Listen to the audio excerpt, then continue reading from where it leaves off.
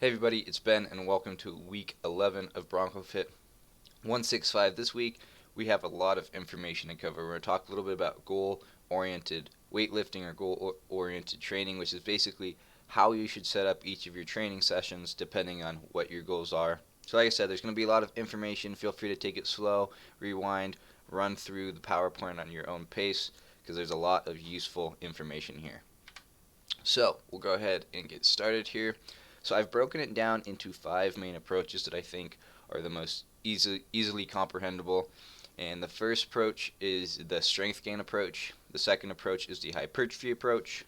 We then have power approach, endurance, and then finally finishing with our well-rounded approach. So we're going to go through each of these and kind of talk about the specifics of each.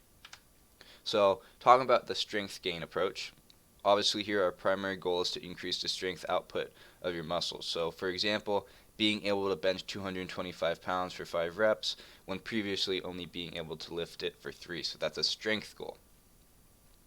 Typical rep range here is you'll see a lot of people training for strength in that lower rep range, 3 to 6 reps. But as I will elaborate later on, you're not confined to these rep ranges. These are just kind of the researched practical rep ranges that people typically train in.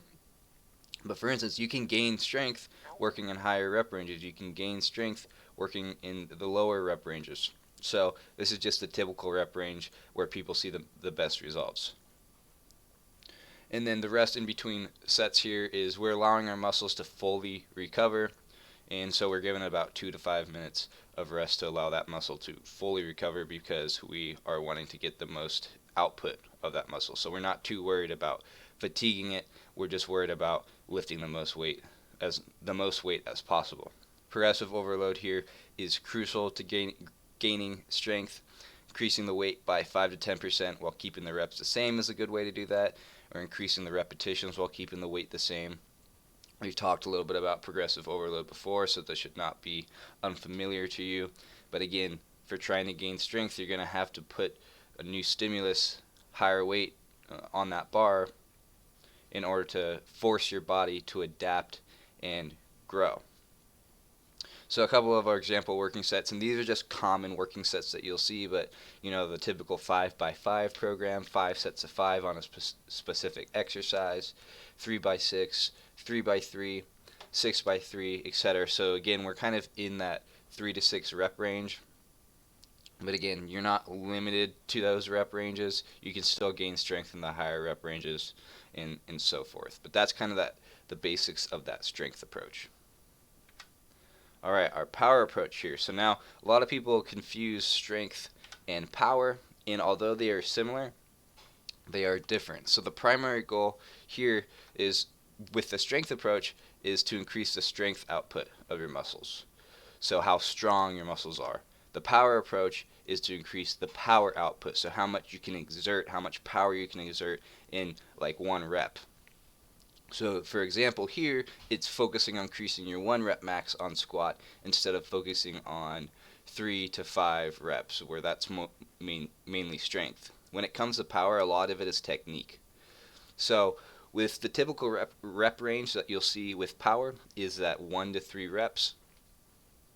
And then although the rep range for power is typically 1 to 3 reps, you practice in the strength rep range. So if you're trying to increase your power, you're not going to be training 1 to 3 reps every single time.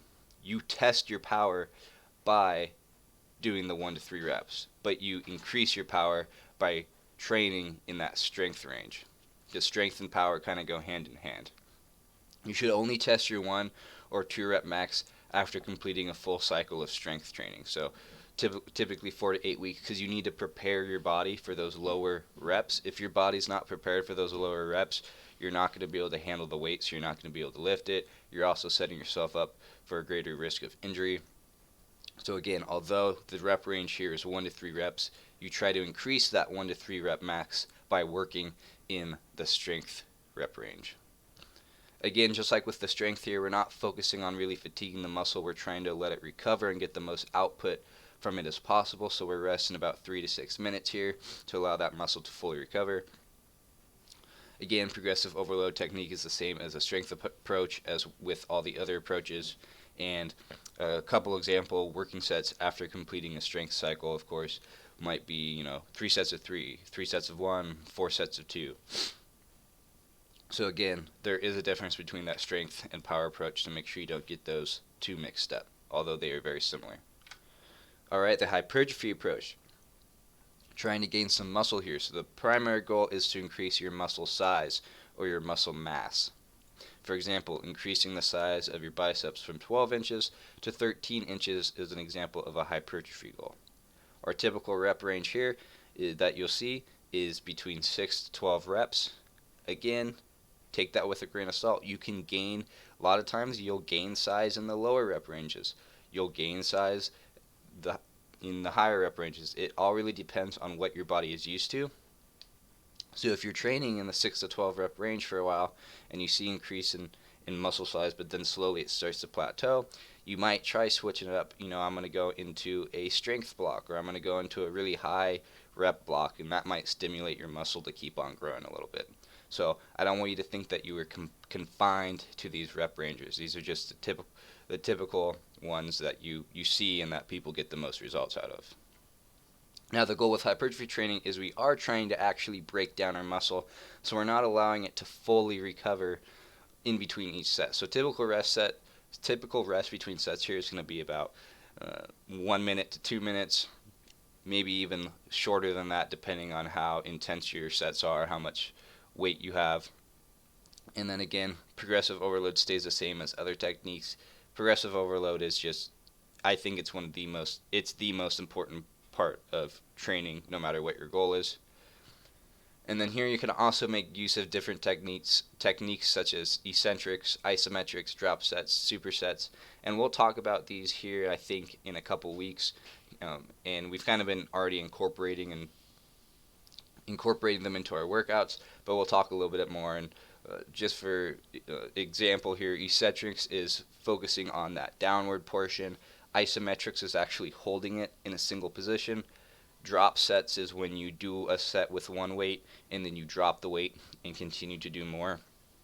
And then supersets is just doing one exercise directly right after another. But again, we're going to have a whole week on this after spring break. So basically, again, all these techniques are used to continue to increase and change the stimulus on the muscle. Again, we're training for that overload effect, that burning feeling in our muscle that's letting us know we're tearing it down. A couple example working sets here. 3 sets of 12 or 3 sets of 10 is what you'll typically see. 4 sets of 10, 2 sets of 6. Again, depending on your goals and whatever the makeup of your program is. Alright, the endurance approach. So, primary goal is to increase the duration that your muscles can exert force. So, how long can you continue to do something such as the battle ropes? How long can you swing the battle ropes at a certain speed without having to rest or decrease the intensity of it? So example, increasing your max squat from 135 pounds from 20 reps to 30 reps. We're in that really high rep range where we're testing how long we can work that muscle before it gives out. Typical rep range here is going to be 12 plus, so anything higher than 12 reps is really going to be focusing on that endurance. Shorter rest here, again, we're not allowing that muscle to fully recover. We're challenging it to push past what its current limit is. So typical rest between sets is going to be 30 to 90 seconds. Progressive overload, exactly the same. And as with the hypertrophy approach, making use of supersets, drop sets, and other techniques can prove effective. An example working sets would be something like 3 sets of 15, 2 sets of 20, 4 sets of 12. Like I said, even though here 4 sets of 12 is still in that hypertrophy approach, as you can see, they kind of overlap with each other. And our last approach here is, I just call it the well-rounded approach, and it's kind of a mix of all the other 4 approaches. The best approach for most people who are trying to just maintain a physical fitness level is, I think, to incorporate a little bit of everything. Best accomplished through periodization or blocks that dedicated to each of the other 4 approaches. So for instance, you might do a block which is 4 weeks of hypertrophy training, and then a block that is 4 weeks of strength training. And then after that strength training, since you've kind of prepped your body, you're going to do 4 weeks of the power approach, where that last week is when you test your 1 rep max. But then there's other ways you can do it. You can break it up, into strength days and hypertrophy days and power days throughout the week. So you can get really creative and just not. I don't want you to feel like you have to pick one goal and stick to it. You can kind of mix and match whatever your goals may be. So I like this one because it does not confine you to one style of training. So our final thoughts here is training for one approach does not prevent you from making gains in other areas. As it says here, you can still gain muscle size in the strength approach. You can still gain strength in the hypertrophy approach, etc. So there's a lot of overlap here, but these approaches are just for that specific goal. And that is what I have for this week. If you have any questions, feel free to send me a text or an email. I know that was a lot of information, but other than that, have a great week.